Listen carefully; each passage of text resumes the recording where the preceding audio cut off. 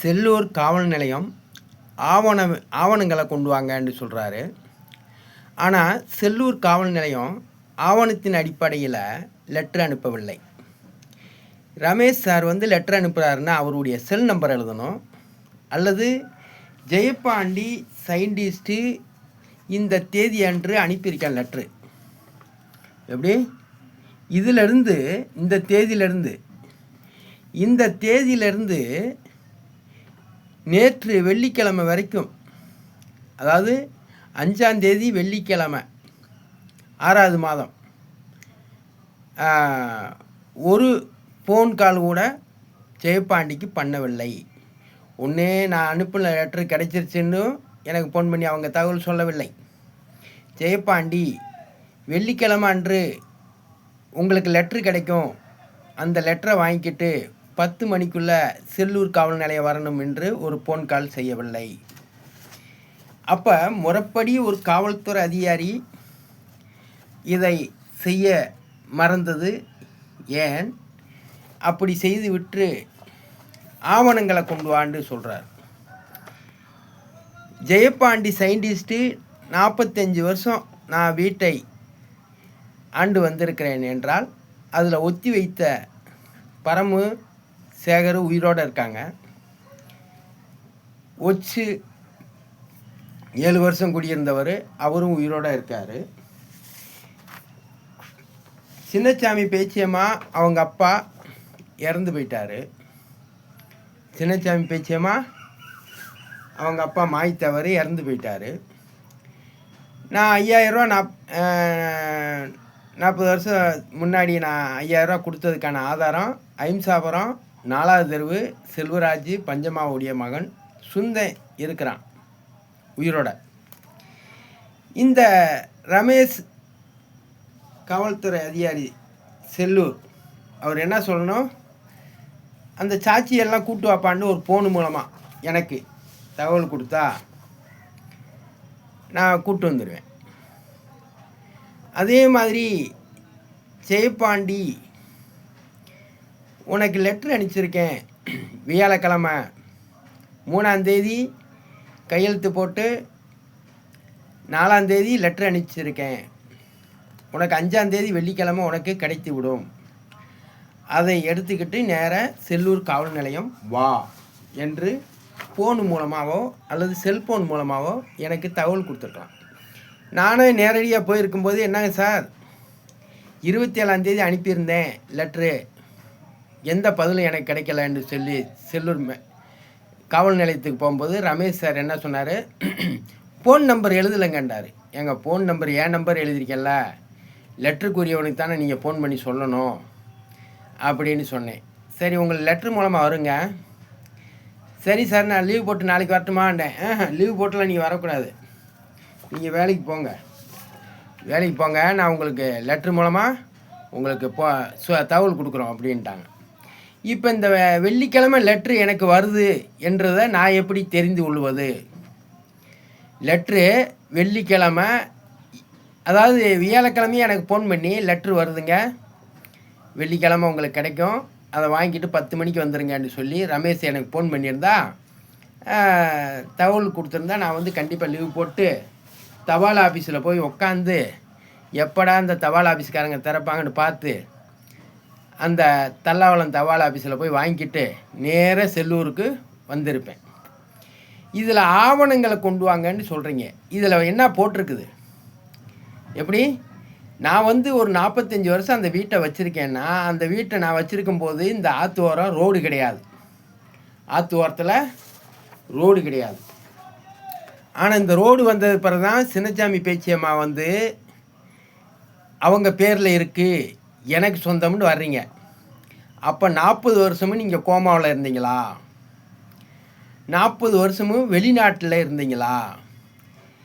அந்த மாய்த்தவர் இருக்கும்போதில் நீங்கள் பஞ்சாயத்து பண்ணி உங்கள் அண்ணன் தம்பியெல்லாம் கூப்பிட்டு இந்த மாதிரி ஜெயப்பாண்டி சுந்தரக்கனி செல்லூரில் உள்ள இடத்த எனக்கு வச்சுக்கிட்டு வேறவங்களுக்கு ஒத்தி வச்சுருக்காங்க, எனக்கு மீட்டி கொடுங்கன்னு சொல்லி இதே செல்லூர் காவல் நிலையத்தில் ஒரு ரிப்போர்ட் கொடுத்து என்னையும் எங்கள் அக்காவும் வெளியூர்லேருந்து எங்களை வர வச்சுருக்கலாம்ல, ஏன் வர வைக்கவில்லை? எத்தனை தடவை செல்லூர் பேச்சியம்மா கேட்டுச்சு, ஜெயபாண்டி நான் பார்த்து நினச்சா இந்த செல்லூர் மேலத்தோப்பு வீட்டை மீட்ட முடியுமில்லன்றாங்க. ஆமாம், மீட்ட முடியும், விற்கக்கூட முடியும், ஏன்னா உங்கள் பேரில் இருக்குது. ஆனால் மனச்சாட்சின்னு ஒன்று இருக்குல்ல. 40 வருஷம் வச்சுருக்கிறவனை நீங்கள் சாதாரணமாக நான் அந்த வீட்டை இன்னொரு ஆளுக்கு விற்பேன்ட்டு அதை நான் இருக்கும்போது, நான் சிறையில் 13 மாதம் சிறையில் இருக்கும்போது நீங்கள் விற்றீங்களா, அடமானம் வச்சிங்களான்னு எனக்கே தெரியல. அப்போ அப்படி இருக்கக்கூடிய சின்னசாமி பேச்சியம்மாள் இந்த வீட்டை நீங்கள் ஜெயபாண்டி இருக்கும்போது இந்த மாதிரி வேலையெல்லாம் செஞ்சுருக்கணும். ஜெயபாண்டி சயின்டிஸ்ட்டு இவிஎம் மிஷின் ஓட்டு திருட்டு சம்பந்தமாக நான் மதுரை சிறையில் 13 மாதம் சிறையில் இருக்கும்போது இந்த வீட்டு மோசடியை செய்திருக்கிறாங்க. எனக்கு கொடுத்தது ஒரே ஒரு ஆதாரம் தான். என்ன ஆதாரம்னு கேட்டிங்கன்னா, அந்த வீட்டு ரசீதை வாங்கிட்டு வந்தேன். எங்கள் தாய் மாமிக்கிட்ட இதே பேச்சியம்மா முன்னாடி எங்கள் சின்னசாமி எங்கள் அண்ணன் இருந்தார், என் பங்காளி சுந்தர் இருந்தான்.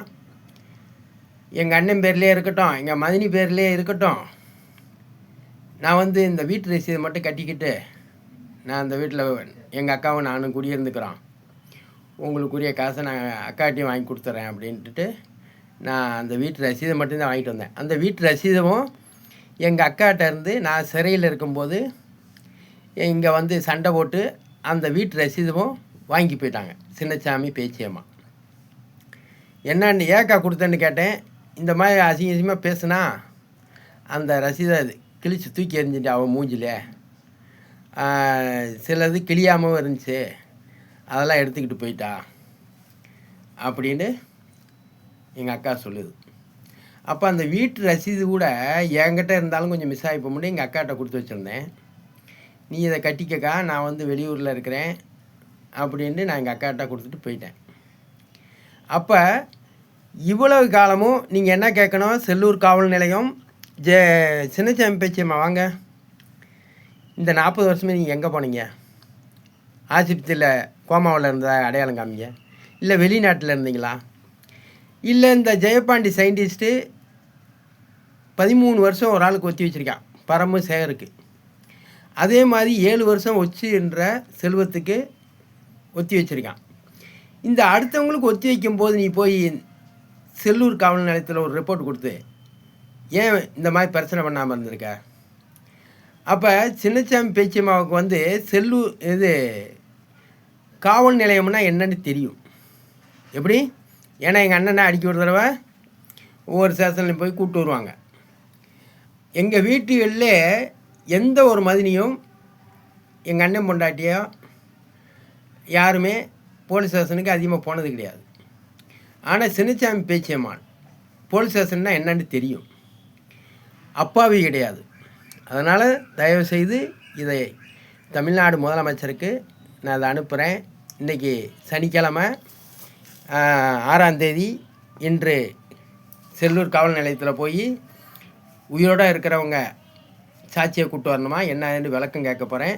செல்லூர் காவல் நிலையம் எனக்கு ஃபோன் மூலமாக தகவல் தெரிவிக்காதது குற்றம். இதை விஜய் சார் செல்லூர் காவல் நிலையம் அவர்களை கண்டிக்க வேண்டும். ஒருவனுக்கு லெட்டர் அனுப்புறதுக்கு முன்னாடி அவனுக்கு லெட்ரு வர்றது உனக்கு என்று ஃபோன் மூலமாகவோ இல்லை செல்ஃபோன் மூலமாகவோ தகவல் கொடுக்காதது ஏன் என்று கேளுங்கள் என்று சொல்லி விடைபெறுகிறேன். PO Jayapandi scientist. அடுத்த டேக்கில் பேசுவோம்.